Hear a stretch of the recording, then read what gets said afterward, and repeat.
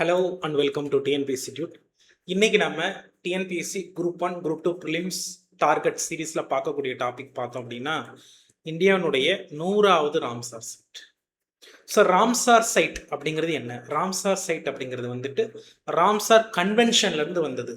1971 ஈரானில் ராம்சார் அப்படிங்கிற இடத்துல உலக நாடுகள் கூடி ஒரு கையெழுத்திடுறாங்க. எதுக்காக அப்படின்னு பார்த்தீங்கன்னா வந்துட்டு பர்டிகுலர்லி இயற்கை சம்பந்தமான சில பொருட்கள், அதே மாதிரி புராதன பொருட்கள், இடங்களை பாதுகாக்கிறதுக்காக உருவாக்கப்பட்டது தான் வந்துட்டு ராம்சார் கன்வென்ஷன் அப்படின்றாங்க.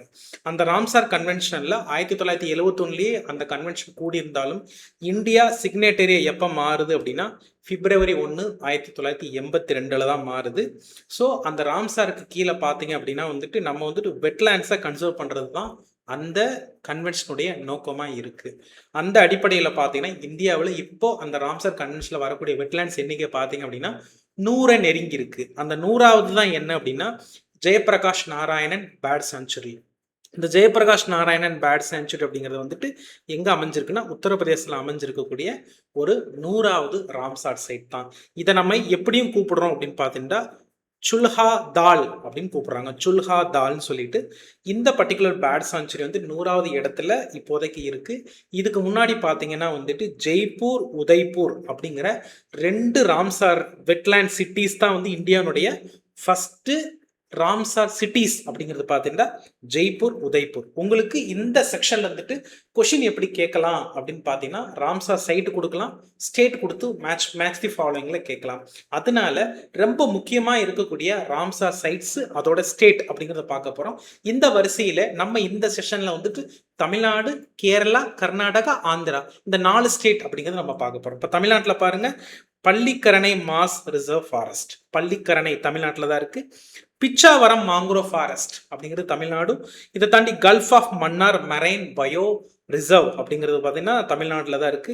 அதே மாதிரி Vembanur complex, Vembanur wetland காம்ப்ளெக்ஸ்ன்றது, Suchindram தெரூர் wetland complex, இது எல்லாமே பார்த்தீங்கன்னா தமிழ்நாட்டில் இருக்கக்கூடிய வெட்லேண்ட்ஸ்.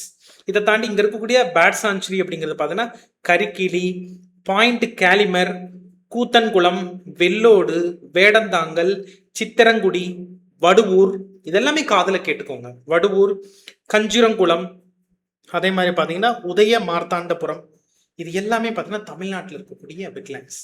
இந்தியாவிலே பார்த்தீங்கன்னா அதிகமாக வெட்லேண்ட்ஸ் இருக்கக்கூடிய ஸ்டேட்டாக எதாவது இருக்குன்னா தமிழ்நாடு இருக்கு. இப்போ கேரளா பாருங்க, சஸ்தம் கோட்டா லேக்கு, அஸ்தமுடி லேக்கு, சஸ்தம் கோட்டா லேக், அஸ்தமுடி லேக், வேம்பநாடு லேக். ஆந்திராவில் பார்த்தீங்கன்னா கொல்லேரு லேக் ஆந்திரா. இப்போ கர்நாடகாவில் பார்த்தீங்கன்னா ரங்கனத்திட்டு பேர்ட் சாங்சுரி. இது எல்லாமே பார்த்தீங்கன்னா வந்துட்டு நம்ம பார்க்கக்கூடிய வெட்லேண்ட்ஸ் கன்சர்வேஷன் ஃப்ரம் தி ராம்சார்ல இருக்கு. இதை தாண்டி ஒடிஷாவில் பாருங்க, சிலிகா லேக்கு, பித்தர்கனிகா மாங்க்ரோவ், அன்சுபா, சத்கோஷியா கார்ஜ் அப்படிங்கிறது, அதே மாதிரி ஹீராகுட் ரிசர்வ், தம்பரா லேக், இது எல்லாமே பார்த்தீங்கன்னா ஒடிஷாவில் இருக்கக்கூடியது.